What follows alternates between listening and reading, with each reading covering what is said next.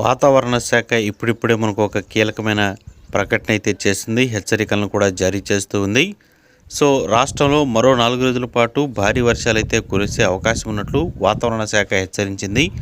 రాష్ట్రంలో ఓవైపు ఎండలనేవి విజృంభిస్తున్న నేపథ్యంలో మరోవైపు వానలకు సంబంధించి అనుకూల పరిస్థితులనేవి ఏర్పడుతున్నట్లు వాతావరణ శాఖ అయితే తెలిపింది. మరిన్ని వివరాలు తెలుసుకుందాం. ఎవడైనా నచ్చితే లైక్ చేయండి, వెంటనే మన ఛానల్ సబ్స్క్రైబ్ చేసుకోండి.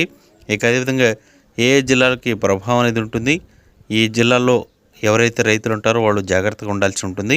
పంటలనేవి చేతికి వచ్చే టైం కాబట్టి కొంచెం ముందస్తు చర్యలను తీసుకొని జాగ్రత్త అయితే ఉండాలి. ఇక వివరాలకు వెళితే రాష్ట్రంలో వాతావరణం సంబంధించి 4 రోజుల పాటు వర్షాలు పడే సూచనలు అయితే కనిపిస్తున్నాయి.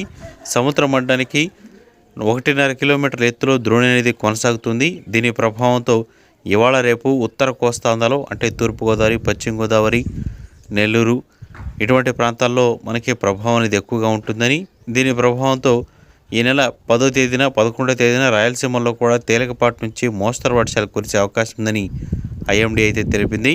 ఇక రాష్ట్ర వ్యాప్తంగా పొడి వాతావరణం ఉంటుందని, కానీ సముద్రానికి దగ్గరగా ఉండే జిల్లాలు ఏవైతే ఉన్నాయో అక్కడ మాత్రం వర్షపాతం అనేది ఎక్కువగా నమోదవుతుందని వాతావరణ శాఖ అయితే పేర్కొంటుంది. ముఖ్యంగా చూస్తే విశాఖపట్నం, విజయనగరం, నెల్లూరు, చిత్తూరు, కావలి మరియు ఒంగోలు ఇటువంటి ప్రాంతాల్లో వర్షాభావ పరిస్థితులు అయితే ఉంటాయి.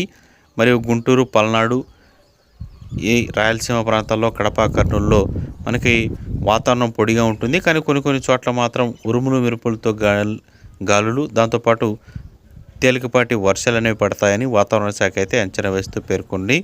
సో ఎవరైతే రైతులు ఉంటారో రైతాంగం మాత్రం కొంచెం జాగ్రత్త వహించాల్సి ఉంటుంది. పంట చేతికి వచ్చే టైం కాబట్టి కొంచెం జాగ్రత్తగా అయితే ఉండాలి.